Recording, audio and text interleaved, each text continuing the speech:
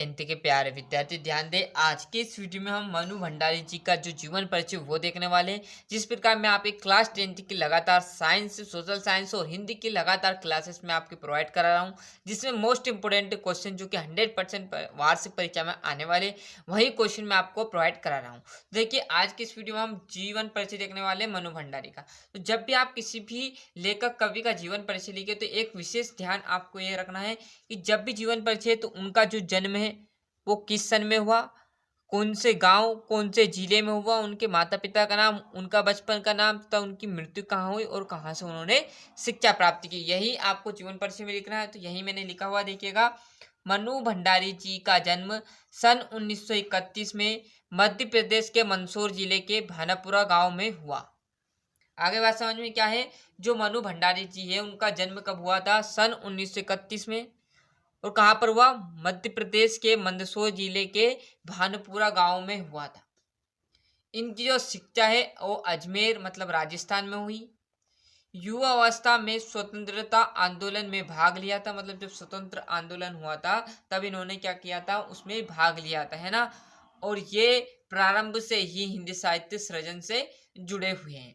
आगे बात समझ में, स्क्रीनशॉट हम लास्ट में प्रोवाइड करा देंगे, पहले समझिएगा, है ना, जो कि आपको लॉन्ग टाइम तक याद रहे, है ना। एक बार वो रिपीट कर रहा हूँ कि मनु भंडारी जी का जन्म सन 1931 में मध्य प्रदेश के मंदसौर जिले के भानुपुरा गांव में हुआ था।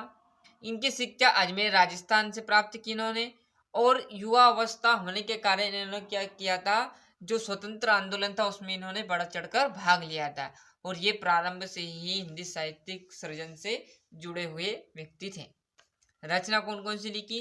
तो त्रिमुख, एक प्लेट, सैलाब और यही सच है, के लिए रचना हो गई।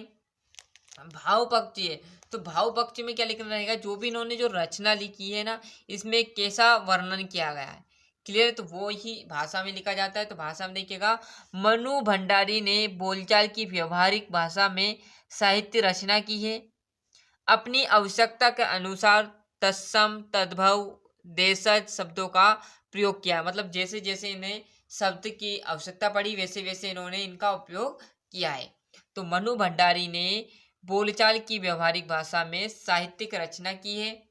अपनी आवश्यकता के अनुसार तत्सम, तद्भव, देशज शब्दों का प्रयोग किया है। विषय के अनुरूप इनकी भाषा बदलती रहती है, क्लियर। जैसे कोई भाषा आई वैसे इनके जो रंग रूप भाषा में है वो बदल जाते थे, क्लियर है। और इसके बाद जो देखेंगे हम, तो इनका भाषा हो गया और यहाँ पर इनकी शैली आ जाएगी, क्लियर है। तो शैली भी इनकी 4-5 आपको शैली लिख देनी है बड़े तरीके से। और साहित्य में स्थान, तो शैली में है भावनात्मक शैली। अब भावनात्मक शैली हेडिंग में इसका आंसर छुपा है, क्या भावनात्मक मतलब भाव प्रकट करेंगी, तो भावनात्मक स्थलों पर यहाँ शैली अपनाई गई है। इतना ही लिखना है, क्लियर। ज़्यादा आपको बड़ा चढ़कर बात इसमें नहीं लिखनी है। वर्णनात्मक मतलब वर्णन करना, तो किसी घटना, स्थान, वस्तु या व्यक्ति के संबंध वर्णों में यहाँ शैली प्रयोग की गई। तीसरा है स्मरणात्मक शैली, तो अतीत को याद करने वाले संदर्भों में यहाँ शैली प्रयोग की गई है। और संवाद शैली है, संवाद शैली के कारण आपके उपन्यास, कहानियों में सजीवता आ गई है। और साहित्य में स्थान देखिएगा, आधुनिक कथा साहित्य में मनु भंडारी जी का प्रतिष्ठित स्थान या महत्वपूर्ण स्थान है, क्लियर है। हिंदी साहित्य ने सदा ही स्मरण करता रहेगा, हमेशा याद करता रहेगा, ये आप लिख सकते हो इसमें, क्लियर है। अब बड़े तरीके से आप यहाँ से अच्छे से स्क्रीनशॉट ले लीजिए मनु भंडारी जी का। ये आपका जीवन परिचय हो गया और यहाँ इनकी रचना, और ये आपकी आ जाएगी यहाँ से भाषा, है ना। और जैसे हम इस पेज पर आएंगे तो आपकी जो देखोगे तो शैली आ जाएगी, भावनात्मक, वर्णनात्मक, है ना, ये। और लास्ट जो बचेगा आपका वो साहित्य में स्थान, क्लियर है।